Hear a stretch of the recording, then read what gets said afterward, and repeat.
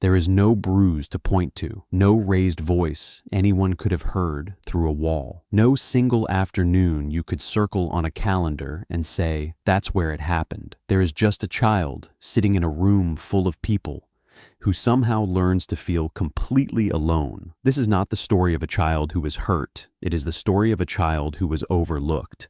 And if you've ever felt like you had to shrink yourself to take up less space, like your needs were something to apologize for, like being independent was never really a choice, this video is about you. By the end of this video, you will understand exactly why this happens inside the brain of a child.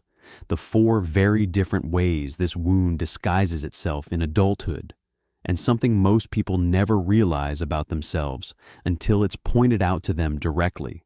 Something that may be happening in your life right now without you even noticing. There are 4 ways a child learns to survive being invisible. Most people only recognize one of them in themselves.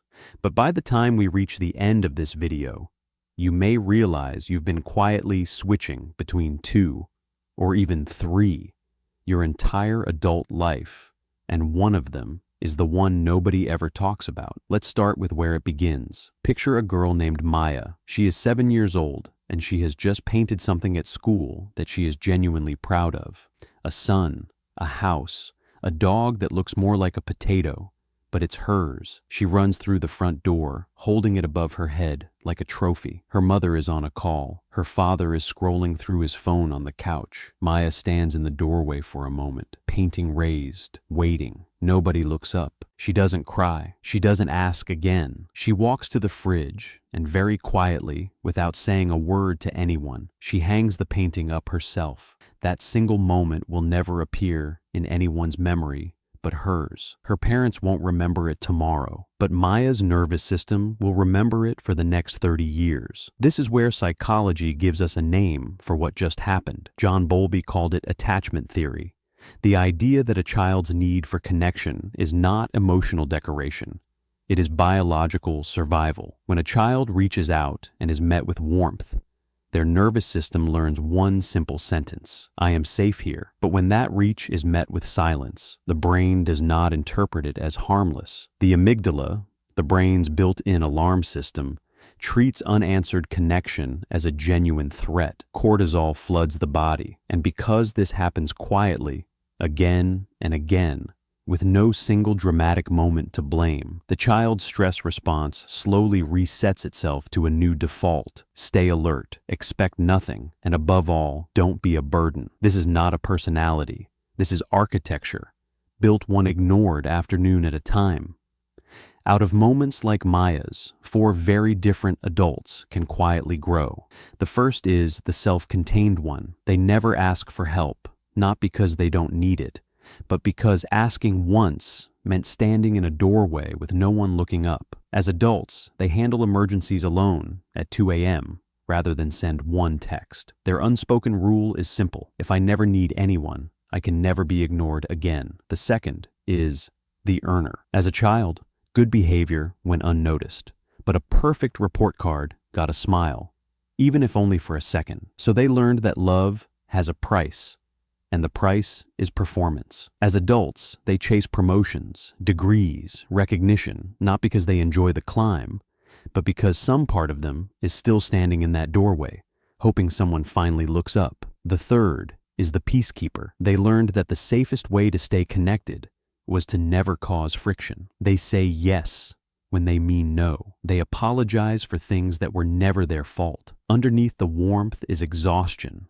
because they have spent a lifetime managing everyone else's feelings while quietly burying their own. And the fourth, the one almost nobody talks about, is the one who stopped reaching. Not loud, not dramatic, just quietly done. They stop applying for the job they wanted. They stop pursuing the relationship that scares them. Their logic isn't laziness, it's protection. If I never reach out, I'll never feel what it's like to be ignored again. Most people watching this recognize themselves in one. Some recognize themselves in 2. A few, if they're honest, recognize all 4, depending on the day. Now picture Maya again, But 17 years later, she's 34. She has a job she's good at, a partner who loves her, and a habit nobody else has noticed yet. Every time someone gives her a genuine compliment, she changes the subject within 4 seconds. Her partner says, "You handled that beautifully." Maya laughs it off and asks what's for dinner. It isn't modesty. It's a 7-year-old in a doorway who learned,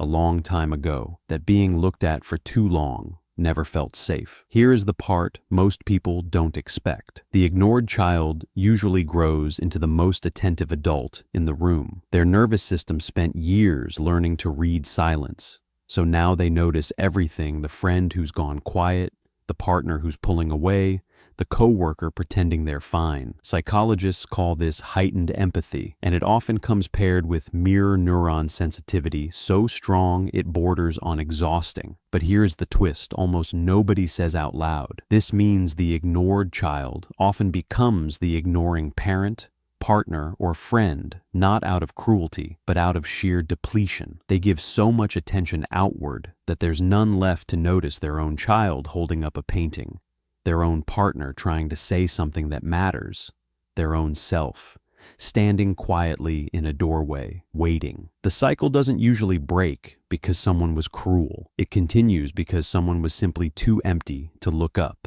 And the moment you realize that, you also realize something else. You have the power to be the first person in your family who looks up anyway. So, to bring this together, a child doesn't need to be mistreated to be wounded. Sometimes silence is enough. That silence rewires the nervous system toward 4 survival patterns: the self-contained one, the earner, the peacekeeper, and the one who stopped reaching. And the cruelest irony is that the very empathy these children develop to survive can later become the thing that makes them repeat the cycle unless they catch it. Healing doesn't start with a breakthrough. It starts with something much smaller: noticing your own painting before you put it away, and choosing, just once, to hang it where someone might actually see it, starting with yourself. If any part of this felt familiar, you're not alone.